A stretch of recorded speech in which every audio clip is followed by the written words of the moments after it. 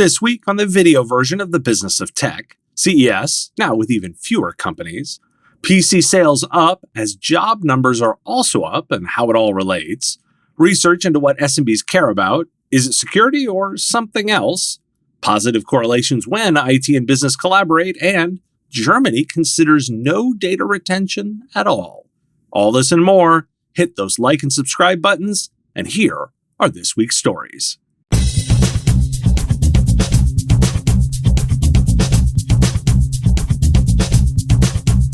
This week is the Consumer Electronics Show in Las Vegas, which, before it started, had many companies pull out due to concerns from the Omicron variant.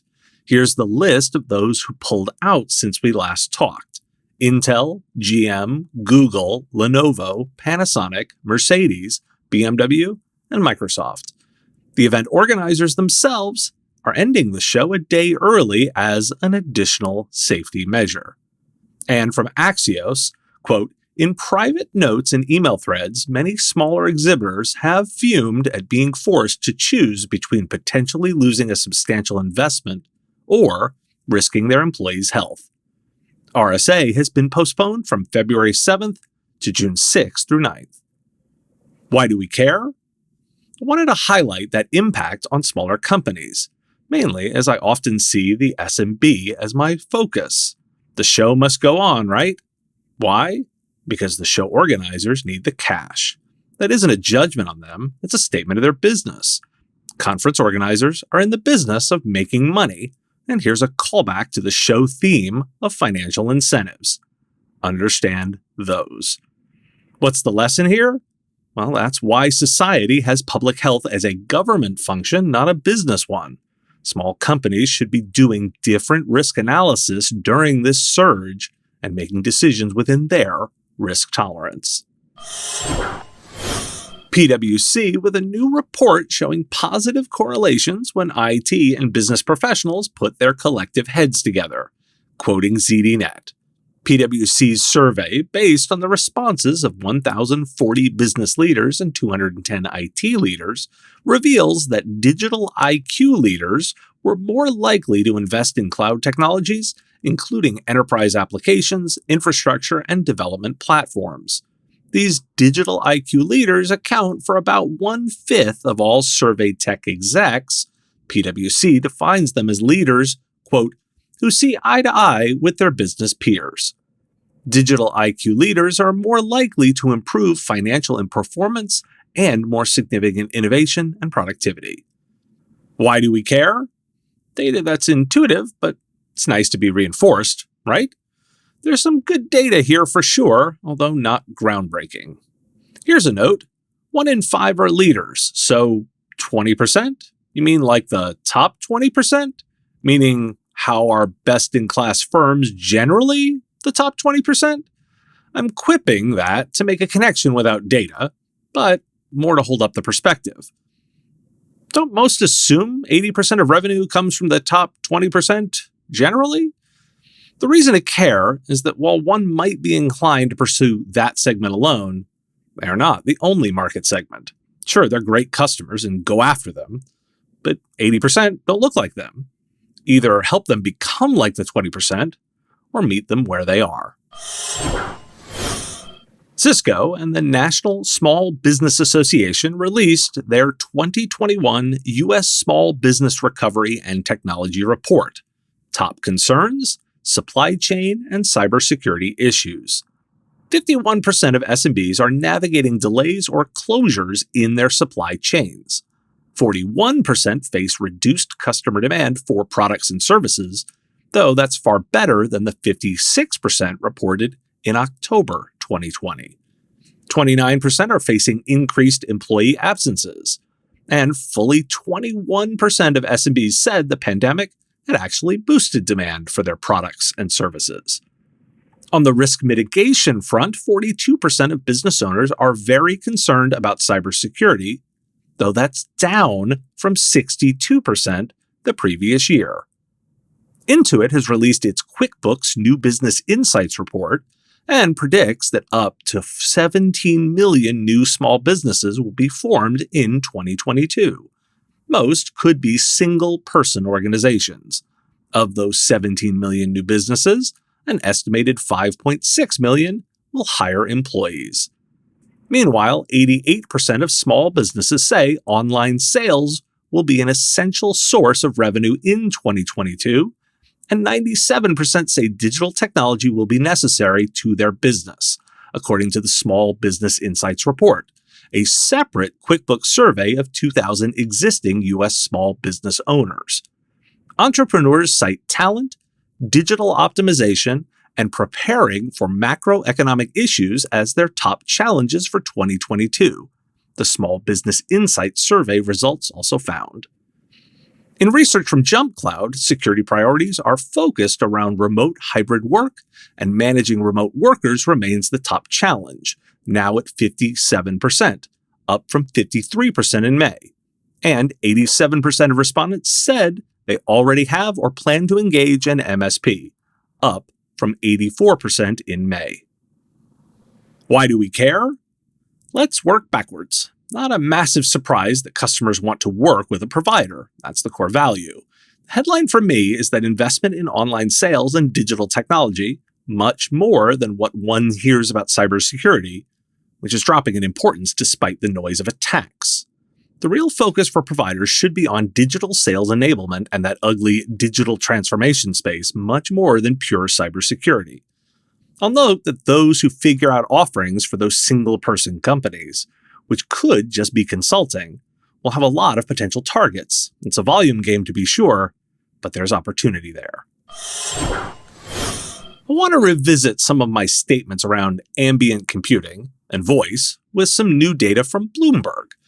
According to Amazon's internal data, there have been years when 15 to 25% of new Alexa users were no longer active in their second week with the device. Most Alexa users in many years have used voice-powered devices only to play music, or set the timer when they cook, or turn on the lights.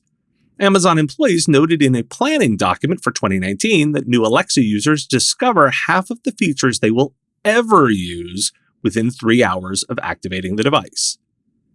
Why do we care? I remain pretty high on voice as an interface, and so want to distinguish voice from Alexa specifically. Turns out, this may be a lot farther away than I initially thought. That appears not necessarily because it's a terrible idea, and more because the technology doesn't do enough. The future may look like smart displays, where voice works with displays together. Voice alone may not be enough. Ambient computing remains an area I believe in. It's just apparent it's further away, or not just Alexa smart speaker enabled alone. Let's hit some of the security stories from the holidays to check for trends. There was another Log4j security hole. It's only rated moderate and fixed in Log4j 2.17.1. CISA also released guidance for dealing with the risks related to the software library. Microsoft notified a group of Azure customers about a bug that exposed the source code of their Azure web apps since at least September of 2017. The issue has been fixed, and Microsoft spent the time since the notification in September also finding out how many were impacted. The expectation is that the vulnerability was likely exploited. Microsoft also fixed an issue with Exchange that prevented servers from sending emails. Nothing will be lost related to a date check error, but administrators need to patch their servers. LastPass had a scare after users reported they were notified of unauthorized access attempts, but the company says it was bot activity and no passwords were compromised. All this Log4j stuff has resulted in a call from the White House to work with them to improve the security of open source software. The effort starts with a one-day discussion this month. President Biden also signed the National Defense Authorization Act of 2022, which codifies an approach to cybersecurity that depends on the decisions of private sector entities to protect the bulk of the nation's critical infrastructure. Why do we care?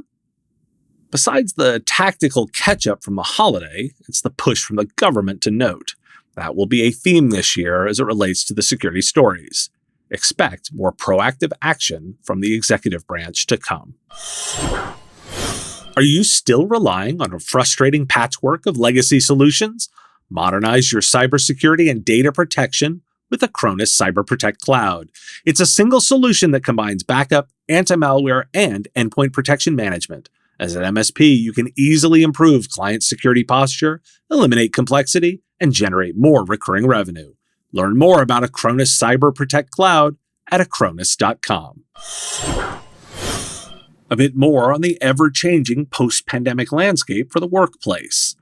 The Wall Street Journal covered the demand for the desktop PC. It's back. In 2021, demand jumped, expected to be about 7% higher per IDC data.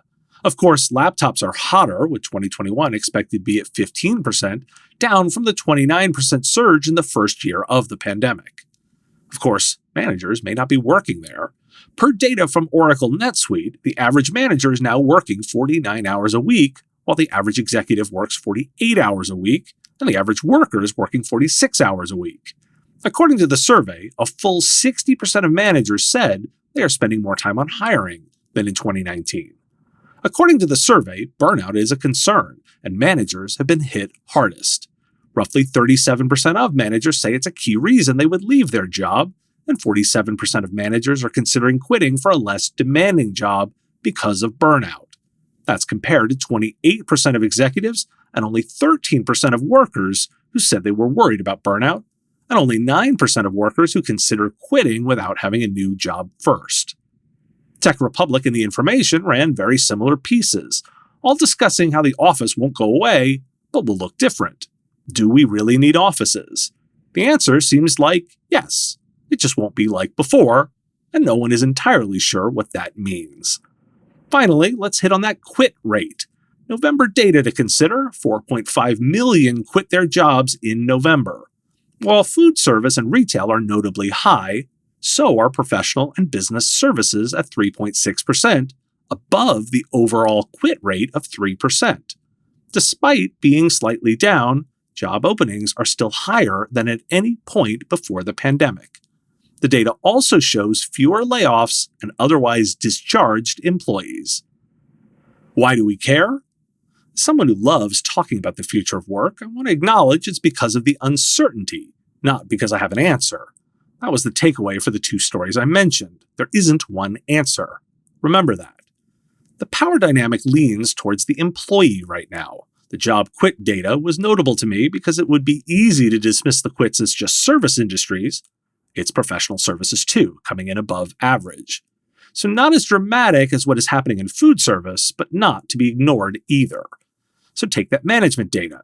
If you're in a leadership position, I'd be very focused on managing the mental health of your people. If they're hard to find and hard to retain, don't burn them out. And recognize burnout might not just be related to what's happening in the virtual office. A jury found Elizabeth Holmes, the founder and CEO of Theranos, guilty of 3 counts of wire fraud after deliberately misleading investors about the company's blood testing technology capabilities. She's also guilty of conspiracy to defraud investors with her co-defendant, Sunny Balwani. The case was highly tracked in Silicon Valley as a litmus test around the culture of fake it until you make it within investment circles. Why do we care? Society will address clear outliers. There are laws around misrepresentation and protections against specific extreme actions. I'm covering this case in light of a much lesser, not newsworthy kerfluffle on social media about a vendor's offer of a $99 penetration test. Much of the MSP world is aflutter over the use of penetration test, and the response is, it's not really a pen test. This misses the point, but we'll get to that. Why link to the Theranos case? Because misrepresentation can be handled not just by the market, but also by the legal system. Marketing stops being marketing when it crosses certain lines. Holmes pretended to have a technology that didn't exist. This noise from MSPs is different. Is this vendor defrauding anyone? Or just exploiting customer confusion? This offer clearly won't meet certification requirements such as CMMC. Think you can't do anything about it? Well, you can report it to the government if it's crossing that threshold. This vendor is trying to address the actual market need. The vast majority of the market does need a tool that scans all your stuff and configuration and tells you if you're mostly there from a security perspective. I say this repeatedly as a business owner and decidedly not a dedicated IT guy. There's no tool I can run that scans my accounts and tells me that multi-factor authentication is set up everywhere. There's not something automated to keep an eye on the basics. Every security guy hems and haws about how it needs to be complete and it's hard and it's all custom. But as the owner, it would be a huge relief to know that 80% of the basics are done right, which is hard enough on its own. The first group that gets across the line with a $99 offer that's enough will make a ton of money, while the experts stare at their navel saying, oh, it's not good enough. And they will be the ones not sitting on a pile of money. And that's answering a market need, which is very different from fraud. Now, I don't think this solution is the answer to that need, but I understand their business choices even if I disagree. That's capitalism. And you decide if it's crossed the line into crime. Some research the record caught and highlighted. In a paper titled An Empirical Assessment of Endpoint Detection and Response Systems Against Advanced Persistent Threat Attack Vectors, EDR software from 18 vendors was evaluated and found that many fail to detect some of the most common attack techniques used by advanced persistent threat actors, such as state-sponsored espionage groups and ransomware gangs. The results show that none of the tested EDRs had full coverage for all attack vectors, allowing threat actors a way to slip through a company's defenses. Researchers have developed a method for faking an iPhone reboot or shutdown, preventing malware from being removed. The intention? Showing how one can never trust a device is entirely off. The FTC has warned companies to secure against Log4j vulnerabilities, and that it will take legal action against companies that fail to protect their customers' data. Quote, the FTC intends to use its full legal authority to pursue companies that fail to take reasonable steps to protect consumer data from exposure as a result of Log4j or similar known vulnerabilities in the future, the U.S. government agency said. ISC's ransomware study says the C-suite is rather confident. Just 15% report a lack of confidence in their organization's protections. Chain Analysis's report said cryptocurrency-based crime hit an all-time high in 2021, although scams, rather than extortion, showed the biggest jumps. Why do we care? There's no perfect solution on the software front. Remember that. Are EDRs overhyped? Does all software have limits? Yes. I'm encouraged by the FTC's declaration, a minimum bar on the Log4j vulnerability. If a company ignores the issue, they are subject to FTC action. The bar is rising. That research around the iPhone bug is informational and additionally scary. An example where it feels like no one asked how the feature could be misused. Finally, I had to pair the data about confidence next to payouts. There's still plenty of room for improvement, but more importantly, the C-suite will spend enough. That's key to understanding what to offer. Not everything, enough. I want to reference a bit of a long read on protocol about Deer Island in Maine. At issue is the internet coverage. Provider Spectrum cites FCC maps that show coverage of the entire island.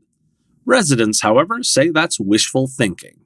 More than 100 residents have sent the town manager data as they work to build their own data set, because the data Spectrum is leveraging keeps federal money that might help a rival build out capacity and access at bay.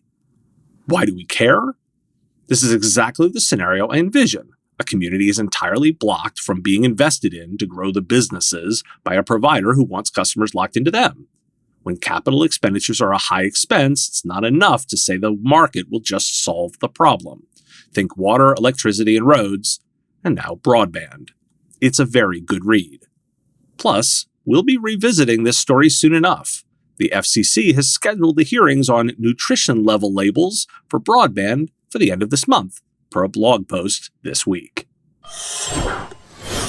One last bit of cleanup on stories from last week.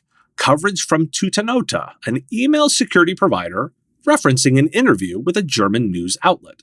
The federal minister for justice wants to remove data retention entirely in Germany.